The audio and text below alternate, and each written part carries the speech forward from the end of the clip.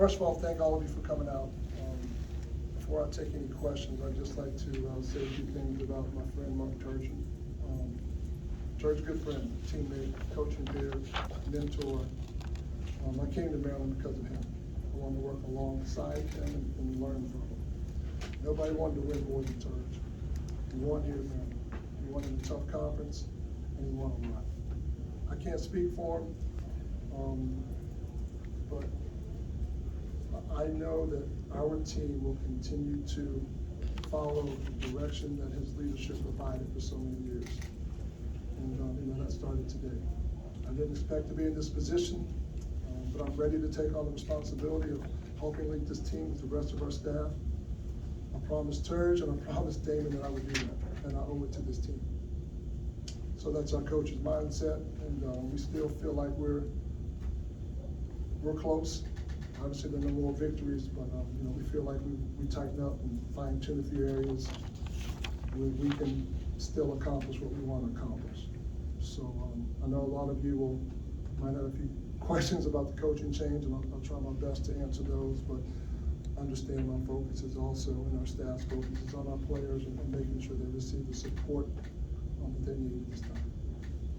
Questions, please. Emily? Just kind of looking at the 48 hours between now and then, what did you prioritize in just trying to stabilize this thing for the players, and what was your approach in the last 2 days with them? It seemed like a lot longer than 48 hours. You don't, that's not in the coaching manual. That's not in the coaching playbook. It's not situations like that. And so we got the information, had a chance to visit with Turge. There's a lot of emotion. And rightfully so. And to the point of, we were supposed to practice earlier in the day, and we pushed it back to give our guys a chance to digest. And we came back in, and I thought for what we got accomplished in terms of getting the guys to move up and down the court was good, but more importantly, we had a chance to sit down and talk, and everyone had a chance to express their feelings and what they were thinking. And we need to continue to do that because it's a tornado, whirlwind of emotions. And they vary, and it will continue. And that's part of life. And so we just gotta make sure we can continue to address that. We came back the next day, and I thought we had a really good practice. The energy level was good, guys were spirited, and there was something where we felt like it was a good day for us. Today we didn't come out and do the things necessary to give ourselves a chance to win the game in terms of making enough plays. But I thought there was some fight.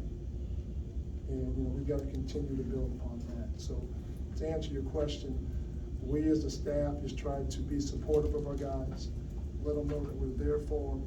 Also try to implement the game plan about what we were trying to accomplish and do out on the court. And that's been our focus, and that will continue to be our focus as we move forward. It's kind of a two-parter here. Just when you heard the news, when you found out that Turgeon was stepping down, just what were your initial reactions, and also what was the conversations like between the two of you before you took on the head coaching role? My initial reaction was complete and utter shock. Absolutely shocked. And then as we continued to talk and things of that nature,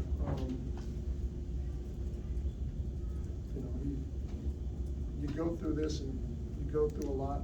Our families go through a lot, and it gets tough at times. There's no secret. It gets tough. And he just made the decision that he felt was best for himself, for his family, but more importantly for this team. He thought that our team needed a different voice, and that was one of the lasting things that he said to me. He was like, "Danny, we're close.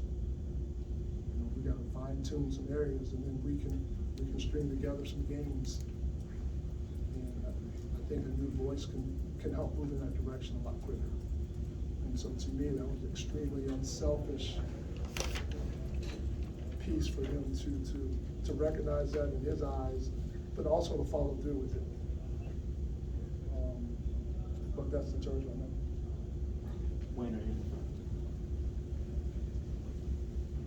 Might be a little early to ask this, but do you plan on communicating with him throughout the season, or is this something better where everybody goes their own way here? No, I'll talk to him. Yeah, we'll stay in touch. Absolutely. Absolutely. Aaron, are you? Just curious kind of how the team took it, you know, what their relationship has been like over the past 24, 48 hours. It's hard. A lot of emotion. You know, these guys came to Maryland to play for Turge, right? He signed their scholarship papers. He signs our checks. He hired us as a staff. And so, yeah, it was extremely hard in terms of just a lot of emotion. And it was, depends on how you look at it, but it was more so a lot of love with that emotion. Like, thank you for the opportunity, the players or the staff, or Coach Turge, you helped make me a better person. You helped make me a better man. You helped me mature in my early years here as a young man.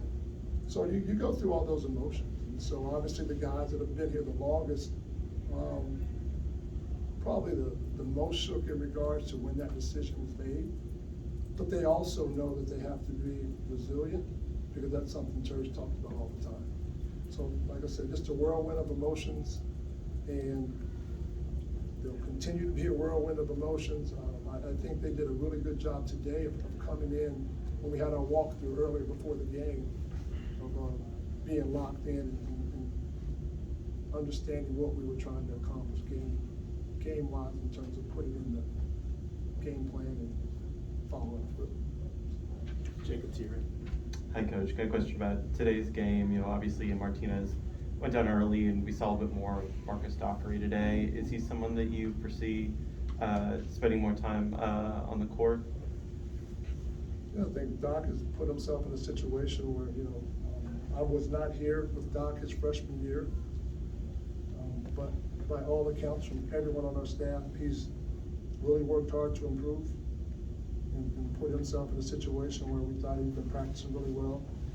And the thought process was to go into the game and give him some minutes. Obviously, with Ian going down, those minutes got extended a little bit.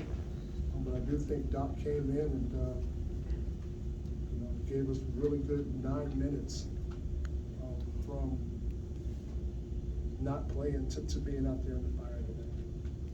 Marcus. Hey, Coach, I know that every coach kind of has their kind of opinions and things they'd like to do when they see a roster. Just when you see this roster and some of the things that you've done in your past stops, how do you start working in maybe some of your ideas in mid-season where these guys haven't been exposed to it? Well, I understand, and our staff understands that, you know, we talk about, we'll continue to say change is hard. And there's some things that we're going to massage in as we continue to move forward. But it can't be a stop, cold turkey, we're going to all this now, right? And so the thought process is that we continue to massage in, and then over the break, we'll try to implement a little bit more. But it's not gonna be something where it's just complete wholesale, brand new system, because we wanna make sure that our guys, when they're out there, there is a comfort level with what we need them to execute offensively and defensively. And just back to today's game, did you think that Q and Reese got enough touches in like a scoring, threatening position, or would you have liked to have seen more? You guys don't know me that well, right? So, you know, we're gonna go through a learning process, but we have to do a better job as a team in terms of when we get our scoring opportunities of cashing in. And across the board, we didn't do that today. I am a big believer in paint touches. I'm a big believer in ball reversal. I thought paint touches led us to 22 free throw attempts. We want that to be part of our formula for scoring points. Paint touches, putting pressure on the team, getting into the bonus before our opponents, trying to get to the double bonus. And I thought there were periods of time in the game today that we did a good job of that, then we went away from it, and then we tried to come back to it. We just have to be a lot more consistent, and that's my message to the guys and our staff. We want paint touches, we want the ball to move. When the ball moves, it forces long closeouts, meaning the ball's on this side of the court. The defense usually loads up on the side of the ball. We get to the other side of the court, that means they're running out to you. That's a great time to drive a closeout and try to get another paint touch. So those are things that we'll continue to work on with our guys, but I think they're very important. And that's part of what we will continue to emphasize is paint touches and ball reversals or ball swings, whatever adjective that you would like. Patrick T. Couple things. One, do you have an update on Ian Martinez at this point? Do I have an update on Ian Martinez? No, I'm not a doctor. When I went out there, he looked out of it. I'm not a doctor, right? But I hit my head on the wood a few times. So, he came back, we had a couple Band-Aids and, obviously once we get the, word on what the docs say, we'll go from there and obviously follow the protocol that's needed. And, we need him. We need him to come back. He's a dynamic young man and, he'll be back as soon as he can. And obviously Hakeem had a pretty good game. The rest of the starting lineup struggled on offense. If you just kind of chalk that up to it's been a disjointed couple of days and it's an off day for some folks, or how do you kind of line that up? Didn't play well enough. Didn't play well enough. And we shared this with our young men. Nobody's gonna feel sorry for us. We gotta figure out a way when we get out there. And Hakeem gave us a chance in terms of offensively making shots and doing some really good things for us offensively. But I want him to get to the free throw line, right? He shot the ball well, he did. And we had a lot of guys that didn't shoot it well. We had a lot of guys get to the free throw line. But I just think that across the board, those are things that we gotta continue to work on.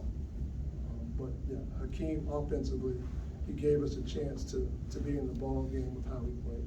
7 to 10, terrific percentage at every level. Last one, please, Ryan. Coach, I know this has been a hectic time for not only the players, yourself, but I also heard that you got a chance to talk to the parents of the players as well. Just give me some detail on like what you said to them and just to give them some encouragement moving forward. Just wanted to share with them that nothing changed with how our staff feels about all the young men on our team.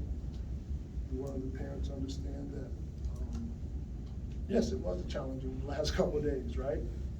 And you compound that with finals coming up, semester's coming to an end. So we just wanted to make sure that, we reached out to them and let them know that we're gonna do everything we can to continue to support them in every facet. And if you have anything that you need to share with us about your child that can help us, please do it. And we've got to do the same thing because we're all on the same team in regards of helping all of our young people be successful. And just wanted to let them know that they can reach out to us and share different things that are going on. If you have a sick family member, if you have somebody that's going through